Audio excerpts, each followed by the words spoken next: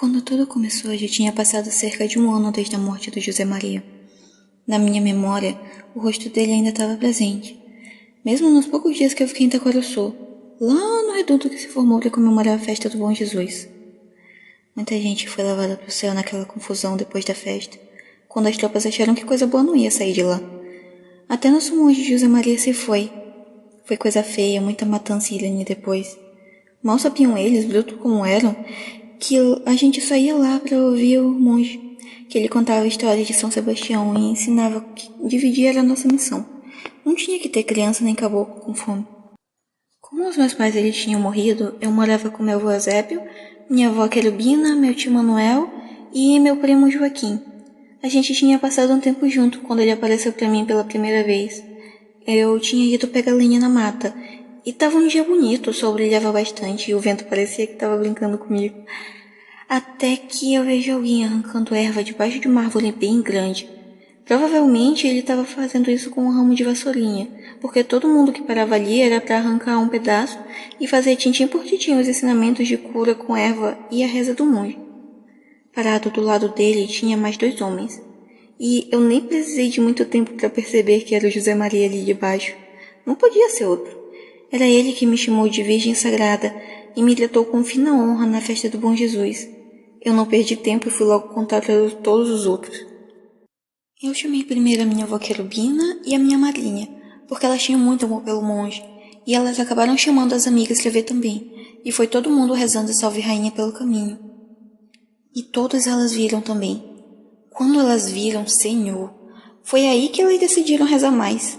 Os 3 apareceram e eles brilhavam mais a feita que começou a escurecer. Mas aí eles começaram a ir embora. Foi o José Maria que me disse que não precisava mais que elas rezassem. Pediu para falar comigo e que elas já podiam voltar. Ele disse que queria batizar o filho da tia Maria igualzinho ele fazia antigamente. Eu pedi que ele batizasse também o filho do seu Jacó, e ele aceitou. Foi os 2 batizados de José Maria e a gente fez um almoço para o monge para agradecer. A gente convidou o pessoal para comer com a gente, mas ainda tinha uns que não acreditavam. Quando o José Maria abaixou lá, só eu podia ver ele, mas dava para perceber os outros sentindo a presença dele, porque eles acreditavam. Para não deixar dúvidas de que eu estava falando a verdade, o santo intercedeu pela tia Maria. Ela começou a passar mal, e ela teve um ataque. Eu não sei o que seria dela se o José Maria não tivesse falado comigo. Numa carreira eu peguei uma xícara, fui lá debaixo da árvore que vi ele pela primeira vez. Ele rachou a canela e disse que ia me dar pra tia Maria o sangue dele, que ela ia melhorar. Dito e feito. A tia Maria não tardou beber e já começou a louvar e agradecer pela cura. Mas ainda assim tinha uns que não acreditavam. O velho Chico era um deles. Ele olhava tudo de canto de olho, com aquela cara de desconfiado. Na época a gente não se importou muito, mas isso ainda ia voltar para fazer mal para nós. A gente tinha começado a irritar os homens grandes da região.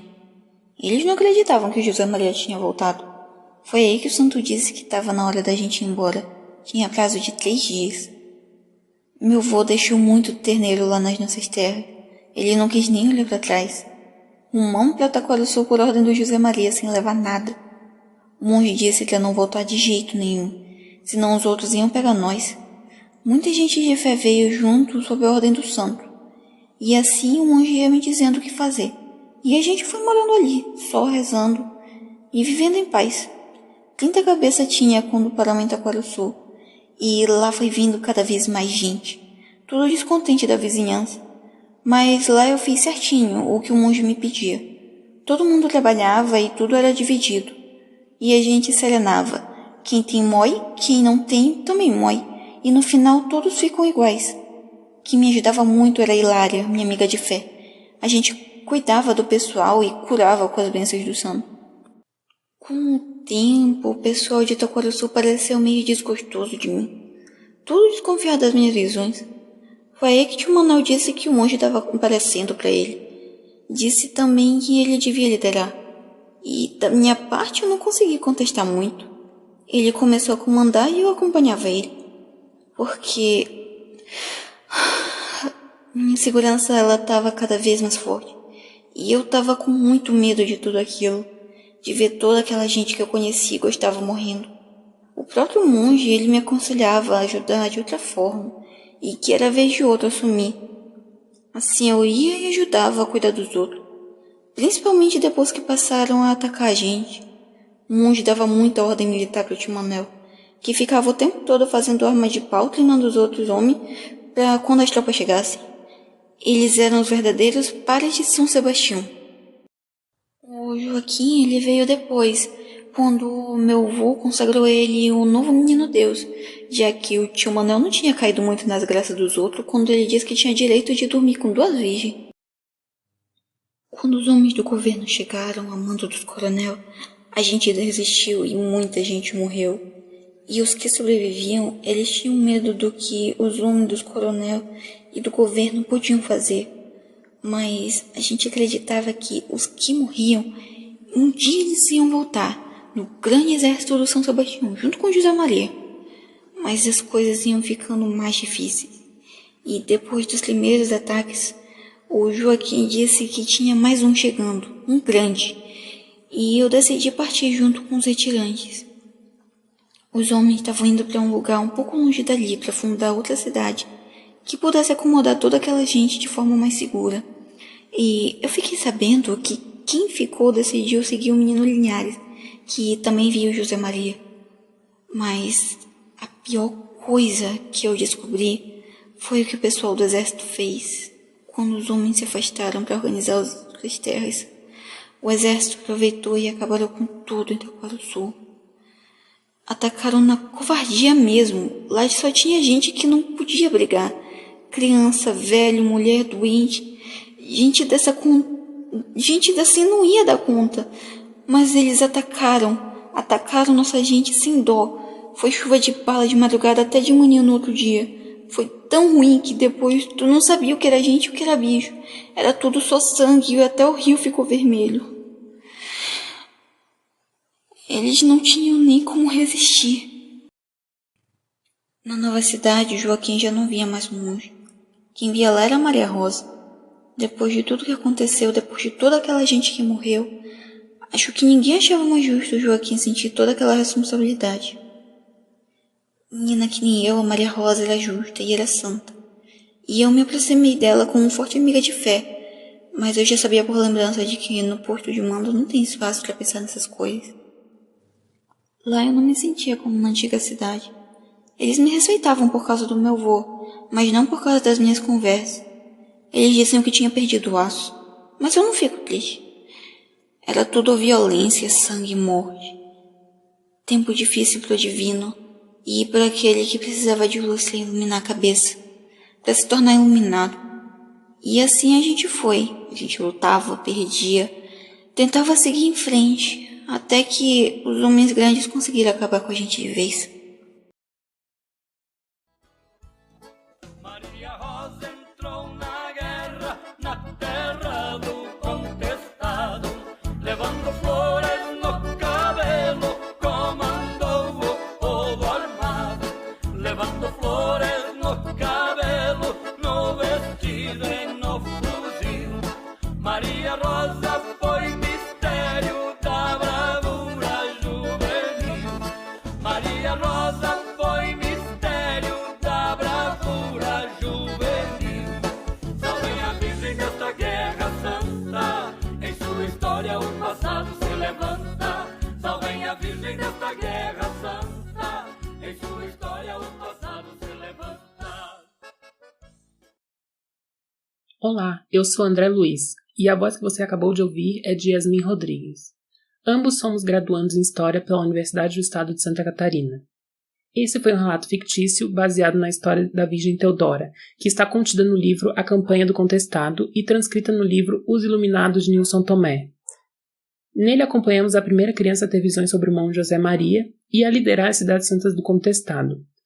Teodora, em 1913, era uma menina de 11 anos, caracterizada por seus contemporâneos das mais diferentes formas. Pele clara, cabelos castanhos, santa e até como metida e mandona. Características que não parecem estranhas para uma simples criança que comandou, durante algumas semanas, a primeira cidade santa do Contestado. Não há relatos escritos sobre sua história, contada a partir da visão de outros integrantes do movimento, que conviveram com ela. Como são poucos esses relatos, em primeira pessoa, o que geralmente encontramos é uma visão preconceituosa da historiografia que apresenta os moradores dessas chamadas cidades santas de forma desumanizada aquém da modernidade dos grandes centros urbanos e nomeados como fanáticos religiosos.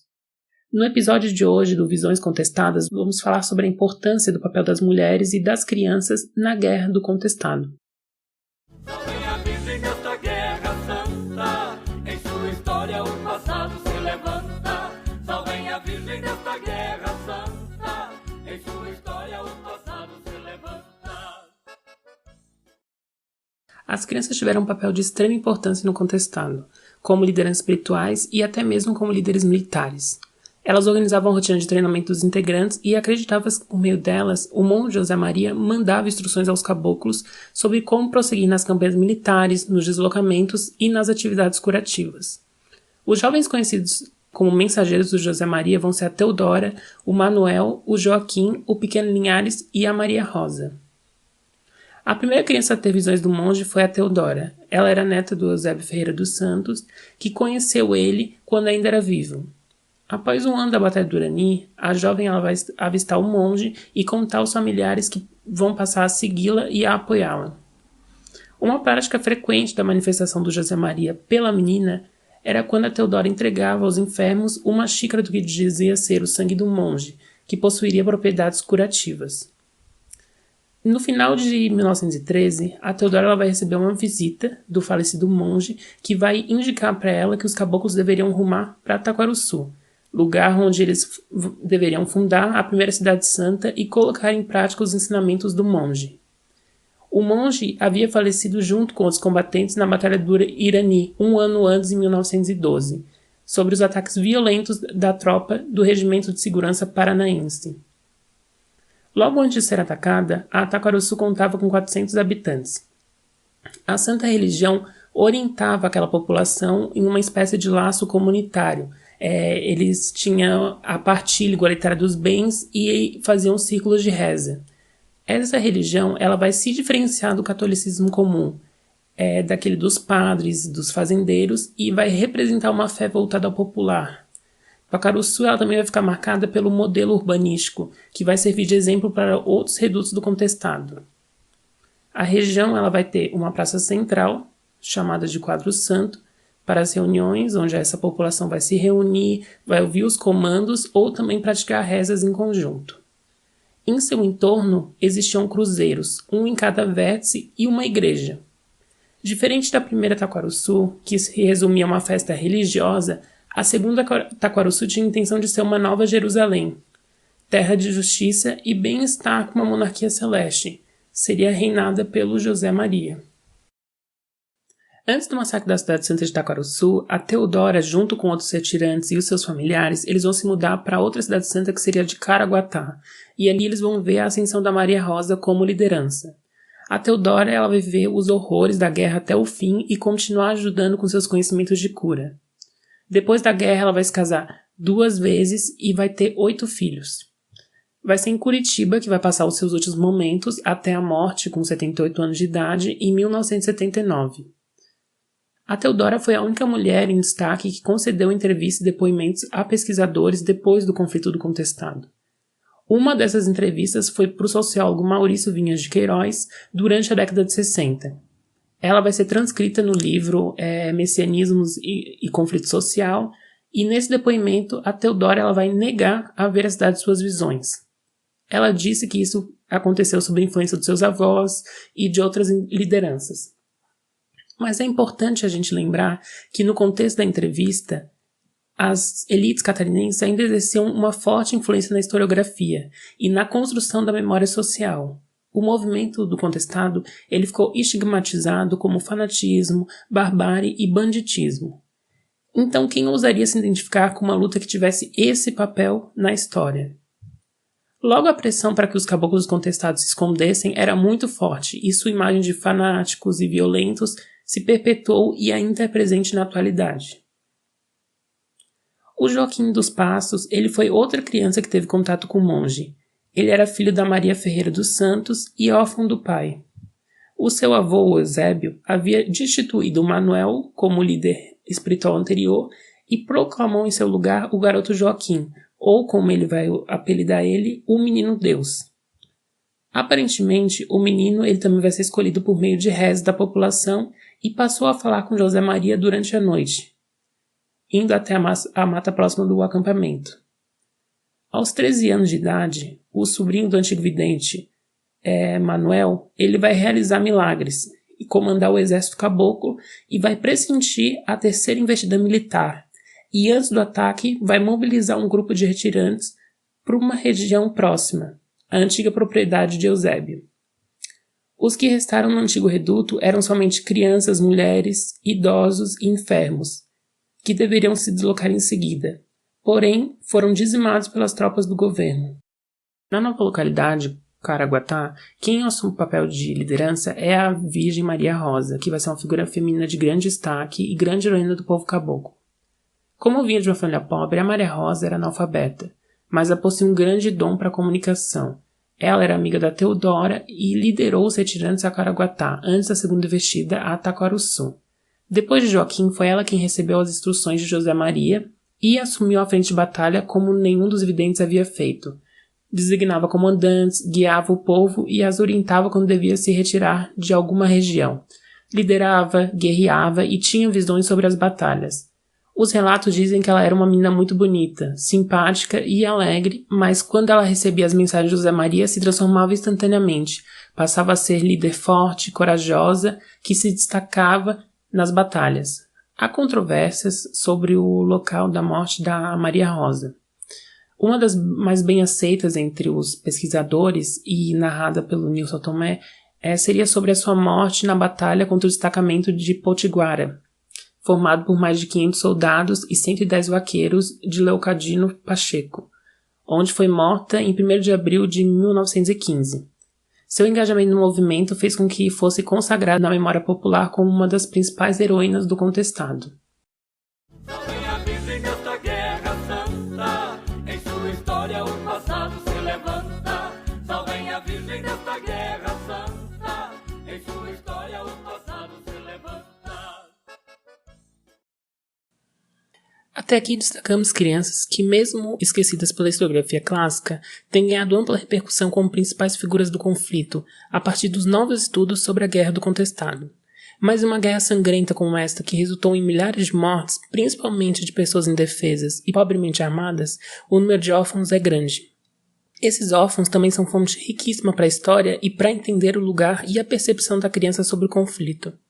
É a partir desses relatos dos sobreviventes que a cineasta Carol Marins está em processo de construção de seu documentário A Procura dos Vingados.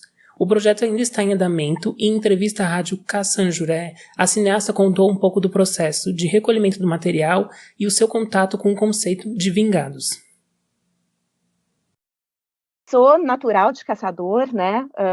Saí para minha formação acadêmica, profissional, e em 2006 eu retornei a Caçador e, junto com o Instituto Silvino Caramori, a Prefeitura Municipal de Caçador, a gente desenvolveu um projeto que se chamou Cinema Roda na Escola, onde a gente percorreu todas as então escolas isoladas, né, que tinham aí no município, foram mais de 20 escolas. E em uma dessas escolas, uma criança chegou para mim e me contou em tom de segredo, assim, Pro, sabe aquele ali? Ele é dos Vingados. E aquilo me deu um gatilho. Né, quem são os Vingados, né? E fui pesquisar. E conversei com essa criança depois, no momento que a gente estava comendo a pipoca após cinema. E aí ela me contou, a professora na época também, de que os Vingados eram crianças, né, que foram afugentadas na guerra, seja afugentadas pelo exército, crentes que não sobreviveriam pelo frio rigoroso que tem aí no sul, né, que a gente tem aqui no sul, inclusive essas últimas semanas, né, teve bastante, pelos animais da floresta, ou crianças que se perdiam dos pais durante as batalhas, né, e se escondiam, seja em tocos de árvore ou floresta adentro, e muitas crianças vingaram, sobreviveram. Então, esses são os vingados que a gente está procurando, né, que a gente está buscando. Até faço um apelo aí para você que está nos ouvindo, se você já ouviu falar desse termo, ou se você conhece alguém, ou se reconhece como, que entre em contato com a gente, né, para a gente poder conhecer mais a sua história. Mas ele é um filme, Murilo, que ele fala basicamente, né, óbvio, essa relação com a Guerra do Contestado, mas ele retrata a orfandade e a infância durante a guerra, né? E quem são os sobreviventes que estão aí? Afinal, acho que todos nós, enquanto territórios, né, somos filhos do contestado. A guerra aconteceu entre 1912 e 1916. Nós estamos falando de pessoas que já têm uma idade avançada, ou então seus descendentes. São essas as pessoas que vocês querem conversar para produzir esse conteúdo, né? Exatamente, Murilo, exatamente. Por exemplo, bom, a gente está aí no ano em que né, marca os 110 anos, né, do início da guerra, e sabemos que, óbvio, né, é muito difícil encontrar pessoas centenárias, apesar de que né, temos encontrado pessoas centenárias, mas que já tem o relato do pai, né, ou até mesmo do avô, né, que tem essa memória oral, né, que eu acho que é muito importante, né, da gente resgatar, assim, a gente ainda está falando de 1, 2, 3 gerações, e é importante esse registro, né, de onde viemos. Uma coisa que é muito curiosa nesse sentido, assim, né, acho que muita gente aí da região se identifica, é que quando eu pergunto para minha mãe de onde é meu avô, né, meu avô materno, eu sempre ouvi da mãe assim, ele vem dos matos, né, acho que muita gente aí tem essa resposta na ponta da língua, né? Mas que mato é esse, né? Aí eu sempre provocava. Da minha mãe né, da minha família, vem dos matos de São Mateus do Sul, né, no Paraná. Então, a gente tem um corredor, né, geográfico aí do contestado bastante grande, onde tem muitos segredos ainda, né, dessa terra, dessa festa, dessa história, que precisam ser revelados. Nesta guerra santa, em sua história o passado se levanta. Salvem a Virgem desta guerra santa, em sua história o passado se levanta.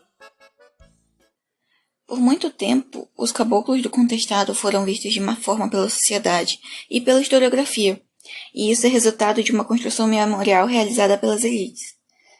Para o estudioso Piano Bezerra, a memória pode ser construída por grupos sociais e moldada ao longo do tempo. Ela é influenciada pelas emoções que nela habitam e pode ser modificada ou esquecida, de acordo com quem fala sobre elas. E é com base na memória e contra ela que os historiadores contam as narrativas. É importante ressaltar que o que se sabe sobre o contestado é uma visão exógena ao ambiente caboclo, e não tem material escrito pelos seguidores do José Maria.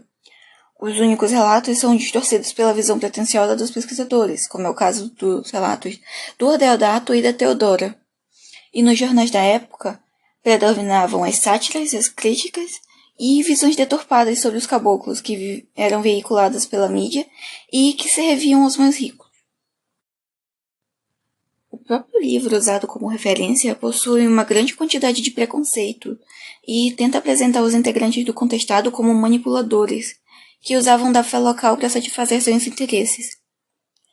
Esse movimento é uma marca da historiografia catarinense, que pôs aliados ideológicos da elite para escrever narrativas que condissessem somente com o ideal de regionalização favorável à população branca e burguesa. Além disso, um grupo que tradicionalmente é esquecido pela historiografia são as mulheres, que têm suas histórias diluídas nas histórias de homens. Mas nas tradições e crenças populares dos remanescentes contestados, são elas que ganham o protagonismo. As mulheres geralmente ficavam em casa durante as batalhas, orando para o monge José Maria. Mas, como os conflitos aconteciam perto das cidades santas, algumas delas acabavam se juntando aos homens nas lutas. Mesmo que seja difícil de encontrar registros sobre elas, como fotografias e bibliografias, elas estão fortemente inseridas na memória cabocla. Além da Teodora e da Maria Rosa, os nomes da Querubina, da Chica Peleira, da Nega Jacinta e da Rosa Maria são os mais conhecidos nas histórias do conflito, e nós vamos falar um pouco sobre elas. A Nega Jacinta é uma das que o limite da história não alcança. Não tem registro sobre ela, mas na memória dos sertanejos ela se tornou santa. O seu conhecimento no trato de ervas, além da ocupação de parteira e benzedeira, fizeram com que ela fosse louvada pelos que receberam suas bênçãos. A querubina teve sua história ofuscada e foi considerada pela historiografia tradicional somente como esposa do Eusébio dos Santos. Mas seu papel foi fundamental na organização e apoio dos redutos. A Rosa Maria ela já não é tão conhecida.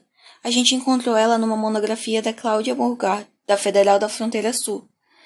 E ela foi quem substituiu a Maria Rosa como líder espiritual.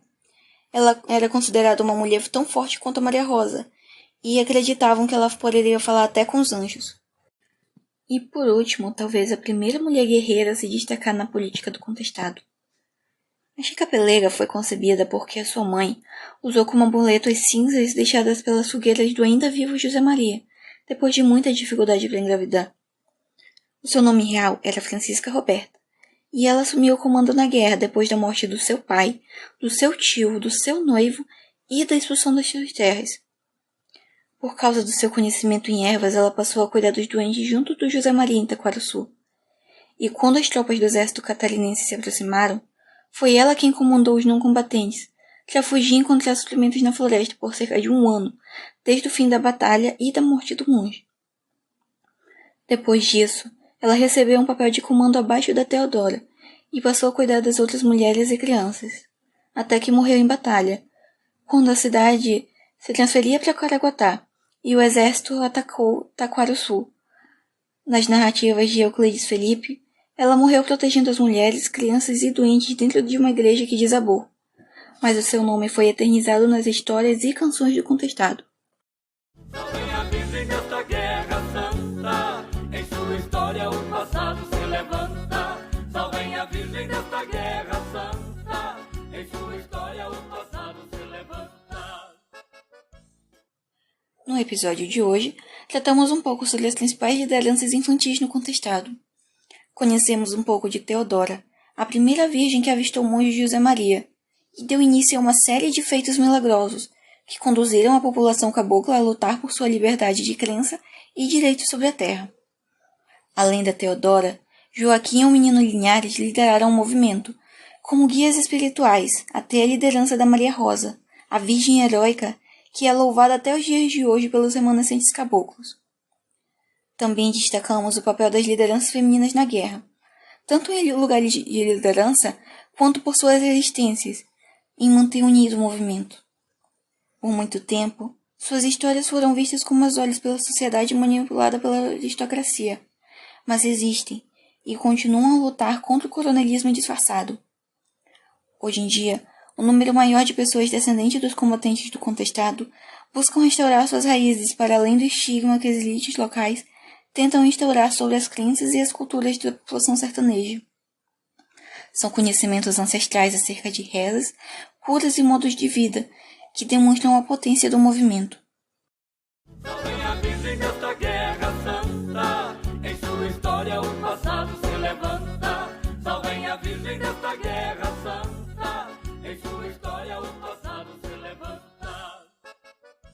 Com isso encerramos esse episódio, com uma adaptação fictícia da história da Virgem Teodora a partir da narrativa contida no livro A Campanha do Contestado.